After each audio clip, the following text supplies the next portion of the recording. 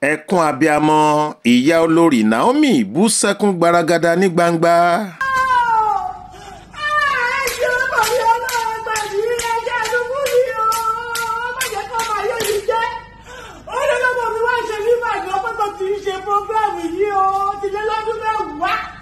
Gbogbo bí láti lọ káàkiri láti lọ ṣèrànlọ́wọ́ fáwọn ọmọdé àtàrúgbó àtàlọ́mọyún àtúwá sí Ìbàdàn ẹgbẹ̀bí orílẹ̀ o.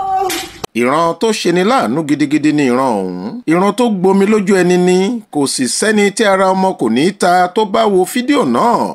ìyẹn fídíò ibi tí màmá tó bí olórí Naomi Sílẹ̀kùnọlá, ọ̀kan lára àwọn ìyàwó Ọọ̀ni ti Ilé-Ifẹ̀, ọba Adéyẹyè ẹni ìtàn Ògúnwùsì, ti ń rawọ́ ẹ̀bẹ̀ tó ń wa ẹkún mu tàánútàánú lórí wàhálà tó dé bá ọmọ rẹ̀ olórí Naomi tí ilé-ẹjọ́ jù sẹ́wọ̀n Agodi nìbàdàn nípínlẹ̀ Ọ̀yọ́.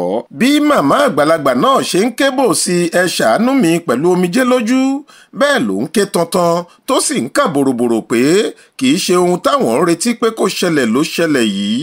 Olo ti lé lọ́dún mẹ́wàá tí olórí Naomi ti ń ṣe ètò pínpín ẹ̀bùn àti ìrànwọ́ fáwọn ọmọdé, àwọn opó, àwọn aláìní àtàwọn aláboyún bọ̀. ọ̀pọ̀ agbègbè làwọn sì ti lọ ṣètò ọ̀hún káàkiri, àfi bí ti Ìbàdàn yìí ṣe yíwọ́.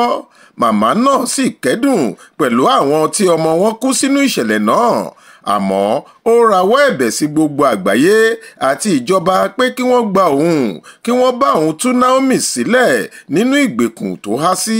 ẹ ṣàánú bí o gbogbo àgbáyé ẹgbà mí ẹjẹ́ kó bá mi tú Naomi sílẹ̀, ẹjẹ́ kó bá mi tú ọmọ mi sílẹ̀ lọ́dọ̀ àwọn ṣe kò mọ́ kókó. She's very very innocent. Naomi is very very innocent o. ẹgbà mí ìjọba ẹgbà mí gbogbo ayé ẹgbà mí ẹ bá mi tú Naomi sílẹ̀, ẹ bá mi tú ọmọ yìí sílẹ̀ o. kò mọ́ nǹkan àánú ló wá ṣe. Àjọjọ wá ní program ti bẹ̀rẹ̀ aago 10 ló ń bẹ̀rẹ̀. aago àti previous day làwọn èèyàn ti bẹ̀rẹ̀ sí í gbé sórí fíìdì. àtà 6:30 wọ́n ti ń tẹ̀ra wọn pa. kò sí níbẹ̀ ẹ̀jẹ̀ ìṣàánú fún mi ẹ̀jẹ̀ torí Ọlọ́run gbogbo àgbáyé ìṣàánú fún mi. ẹ má yẹ kó máa yé mi jẹ́ ìṣàánú fún mi. mi ò mọ̀ bóyá wọ́n ń ṣọdún, mi ò mọ̀ pé ní lọ́dún. ẹjọ́ nítorí Ọlọ́run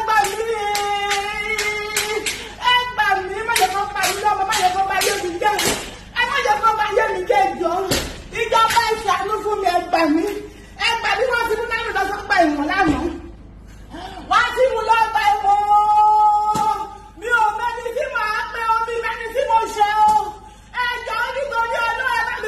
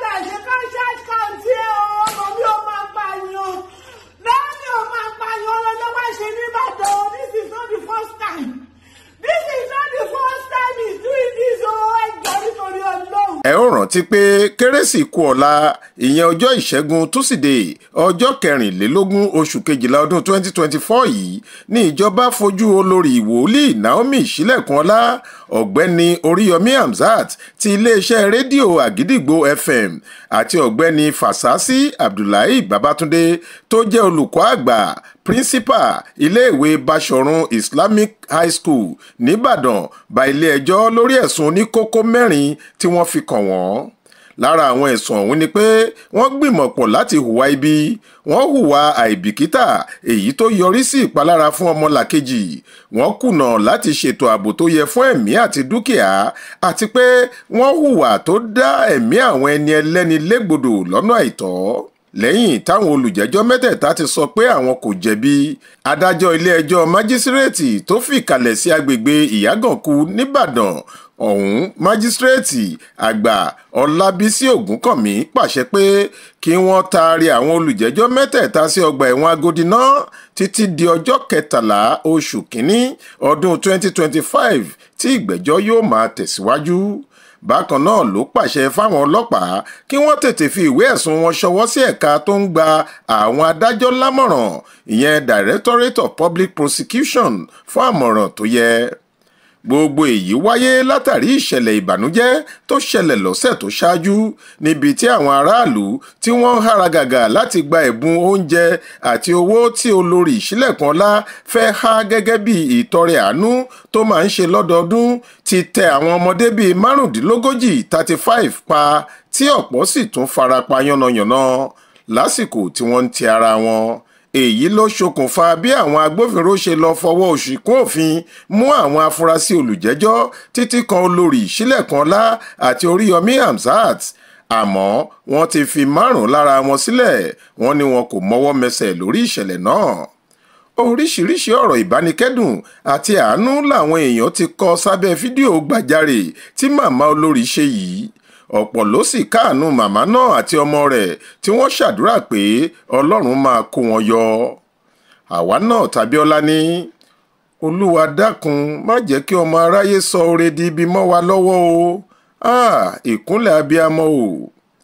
Yétúndé ti dé ní kí Ọlọ́run jọ̀wọ́ dá sí ọ̀rọ̀ yìí ni o. Olórí yìí kò ní èrò àìdá kankan lọ́kàn, Ọlọ́run á sì gbèjà rẹ̀ jà. Bí wọ́n ṣe sọ sẹ́wọ̀n kò tí ì pọ̀jù lásìkò yìí tá a bá fi wéra pẹ̀lú àwọn ọmọ ọlọ́mọ tí wọn ò ní padà sáyé mọ́. Wọ́n máa tú u sílẹ̀ láìpẹ́ lágbára Ọlọ́run. Beauty Radiance ní Ọlọ́run máa dúró ti ẹ̀yin àti ọmọ yín mà o. Ọlúchi Tìánà ní kí ni ọba Ọ̀ọ̀ni ń ṣe nípa ọ̀rọ̀ yìí? Mo lérò pé bí wọ́n ṣe gbajúmọ̀ tẹnu wọn sì tólẹ̀ láwùjọ, wọ́n gbọ́dọ̀ ní ìrànwọ́ tí wọ́n máa ṣe. Tí Naomi bá ṣì wà nípò olórí láàfin ni kò sẹ́ni tó tó bẹ́ẹ̀ láti fọlọ́pàá mú. Ohun tó ṣẹlẹ̀ yìí ò dáa o, ká sòdodo ọ̀rọ̀. Fash Olúṣẹ́gun ní wọ́n sì máa fi wọ́n sílẹ̀, ìgbésẹ̀ tó yẹ láti gbé níjọba gbé yìí. Mọ́mí Giuzeni ní àwọn alágbára ló wà lẹ́yìn ìṣẹ̀lẹ̀ aburú yìí. Buzzkid ní ẹgbọ́n náà ẹ̀sùn wo ni wọ́n fẹ́ kà sọ́rùn àwọn tó kó ìpọ́njú àti ebi yìí bá aráàlú dé ibi tó dé yìí láàrin ọdún 2. Àbíkẹ́ Òyìnskoko ní ẹkún abiyamọ tí kò lólùgbèjà léléyìí o. Expensive sọ pé ẹ̀yin tẹ́ ń sọ pé ó yẹ kí ìjọba ṣe ti bí ó yẹ kó ṣe tọ̀hún, ṣé ká tiẹ̀ ní Ọọ̀ni ṣe nǹkan kan lórí ọ̀rọ̀ náà?